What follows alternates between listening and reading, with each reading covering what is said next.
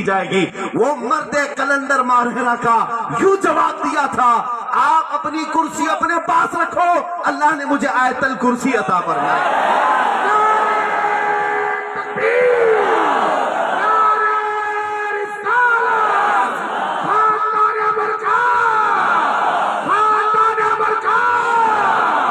अजीजों, आपने यही फरमाया था जिसके पास आयतल कुर्सी हो उसे और किसी कुर्सी की जरूरत नहीं।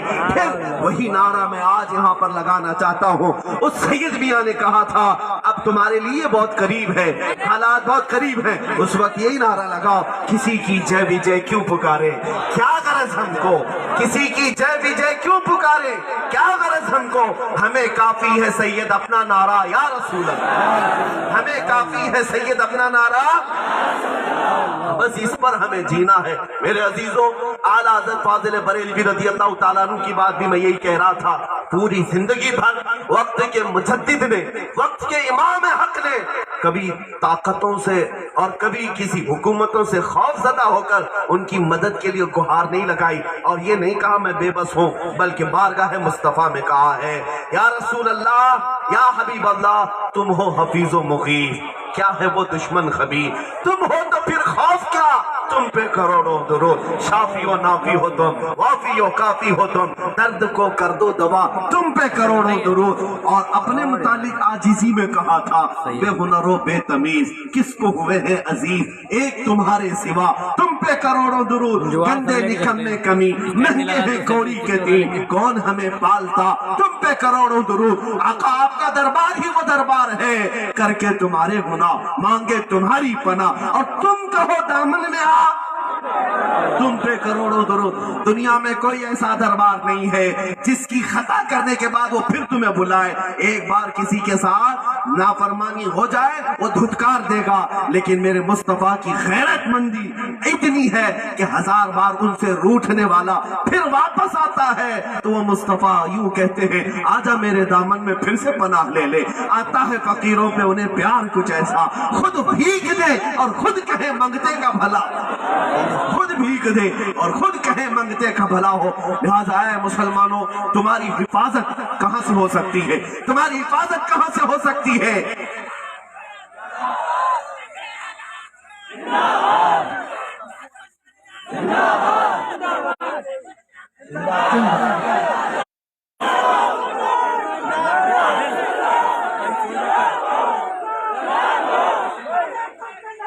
पत्ती पत्ती करिया करिया काजो सरिया काजो सरिया, इश्क मोहब्बत आला हज़रत आला हज़रत, इश्क मोहब्बत आला हज़रत आला हज़रत।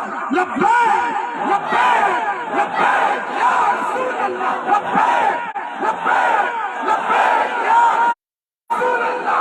ताजदारे खत्म नबूवत जिंदाबाद जिंदाबाद, ताजदारे खत्म नबूवत जिंदाबाद जिंदाबाद। आप सबके लिए एक बेहतरीन पैगाम है। अब मैंने इस्तिकामत पर जो गुफ्तगू की है मेरे अजीजों, इसको सिर्फ और सिर्फ एक रस्मी तकरीर समझ करके ना छोड़ देना, यह हमारी जिंदगी का उस्लूब बना लेना। आप सब मेरी इस गुफ्तगू के बाद ईमान की हालत पर जमे रहेंगे इंशाअल्लाह। चाहे हमारी गर्दन पर कोई तलवार रखे या बंदूक की नाल रखे और कहे कि राम राम चिल्ला, तब फिर आप कहना तो मेरी नस नस काट, हर बात पर मैं अल्लाह अकबर ही कहूँ, अल्लाह अकबर ही कहूंगा, इसलिए कि हमारा दीन जोर जबरदस्ती पर लाया हुआ नहीं है। हमने किसी के पैसे दे करके इस्लाम नहीं कबूल किया और न ही किसी ऐसे वैसे का चेहरा देख करके इस्लाम कबूल किया है, बल्कि हमने तो सिर्फ मुस्तफा के कदमों पर निछावर होने वाले ईमान वालों को देख करके इस्लाम कबूल किया, या बल्कि हमें ये विरासत में मिली हुई ताकत है। अजीज़ान गिरामी, अब ये बात मैं समेटते हुए अपनी गुफ्तगू को आपके सामने रखता हूँ। आप खौफज़दा ना हो, इस्तिकामत जमे हुए होने के बाद सारी दुनिया एक बात याद रखना, एक बात याद रखना, जब तक अल्लाह ना चाहे पूरी ताकत मिलकर तुम्हारा बाल बेका नहीं कर सकती, कुछ नहीं हो सकता, कुछ नहीं हो सकता जब तक अल्लाह ना चाहे। ये तकदीर भी है, अल्लाह की जात पर यकीन भी, यही है तकदीर, अल्लाह की जात पर यही यकीन रखो। सरकार गौसे पाक रज़ी अल्लाह ताला अन्हु एक बार खुतबा दे रहे थे, मिंबर पर खड़े होकर एक सांप आया, छत से गिरा, आपके जुब्बे में घुस गया। बहुत खतरनाक काला किस्म का सांप, गर्दन पर लिपटा, अंदर आस्तीन पे गया, फिर वापस आया और अपनी फन निकाल करके सामने यूं आपके चेहरे के पास, लेकिन गौसे पाक का कदम जरा बराबर नहीं हिला। मिंबर पर खड़े थे, खड़े रहे। कुछ लोग डर करके इधर से उधर हो गए और गौसे पाक रज़ी अल्लाह ताला अन्हु जो खुतबा देते रहे, आखिर तक देते रहे, फिर वो सांप गायब हो गए। लोगों ने पूछा कि हुजूर ये क्या था, इतना भयानक सांप, आपको डर नहीं लगा, आपको खौफ नहीं आया? आपने फरमाया अल्लाह ने मेरा नाम अब्दुल कादिर रखा, कादिर का बंदा हूँ, कादिर का बंदा हूँ, कुदरत पर यकीन रखता हूँ। अल्लाह जब तक नहीं चाहेगा, मेरे नजदीक उस सांप की हैसियत एक मच्छर से भी ज्यादा नहीं है, मच्छर से ज्यादा नहीं। और अगर अल्लाह चाहे कि मुझे कोई गजंद पहुंचे, सांप तो बहुत दूर की बात है, चींटी से भी मौत हो सकती है, चींटी से भी मौत हो सकती है। ये यकीन कहां से मिला? दरबार गौस से मिला है। यही इस्तिकामत है मेरे अजीजों, पूरी ताकतें मिलकर। अगर अल्लाह ना चाहे तो कुछ नहीं कर सकती, और अगर अल्लाह चाहे तो इनकी क्या बात है? हम साइकिल से गिर करके भी मर सकते हैं, बाइक से गिर करके मर सकते हैं, अरे पलंग से गिर करके मर सकते हैं। अल्लाह अगर ना चाहे तो कुछ नहीं होगा। इस बात पर जमे रहो। और फिर मैं एक बात ये कहूंगा कि आप ये समझते हैं कि मैं खुलेआम इसी तरह से घूम रहा हूँ, ऊपर से लेकर नीचे तक सारी एजेंसियां मेरे पीछे।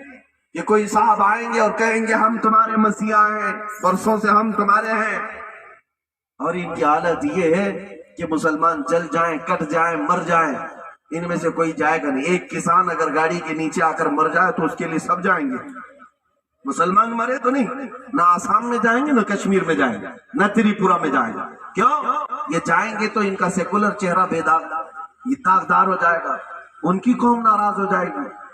और यहाँ मुसलमानों को अब भी ये समझ में नहीं आता, अब तक ये बात समझ में नहीं आती।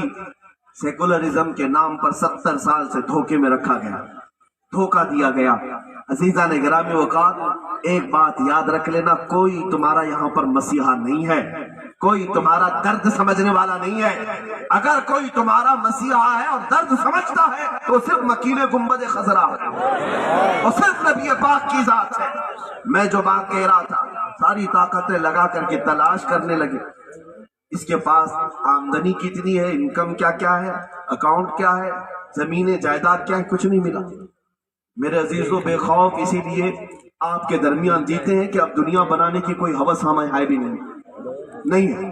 अल्हम्दुलिल्लाह, अल्लाह रब्बुल इज्जत को गवाह बना कर कहता हूँ, न घर बनाने की फिक्र है और न जमीन जायदाद बनाने की फिक्र है, बस इतनी फिक्र है कि अल्लाह के रसूल को राजी करके दुनिया से जाना है।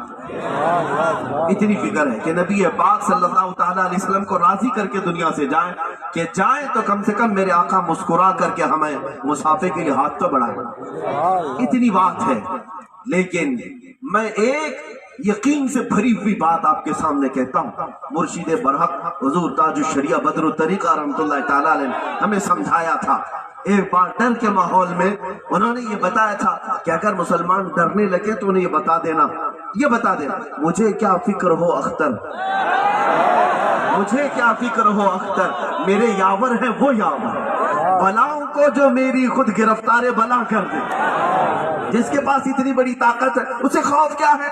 और जो लोग ढूंढ रहे थे कि कहां से सपोर्ट है, कहां से बैकिंग है, कौन ताउन करता है, देखा जाए, मैंने हर बार यही जवाब दिया, तुम्हारी नाक रगड़ जाएगी पूरी जिंदगी भर, तुम्हें पता नहीं चलेगा इनकी बैकिंग कौन कर रहा है। इसलिए कि मैं बताता हूं कौन बैकिंग करता है।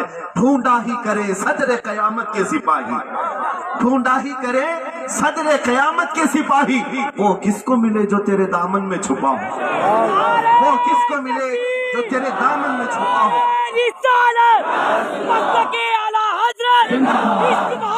इश्क मोहब्बत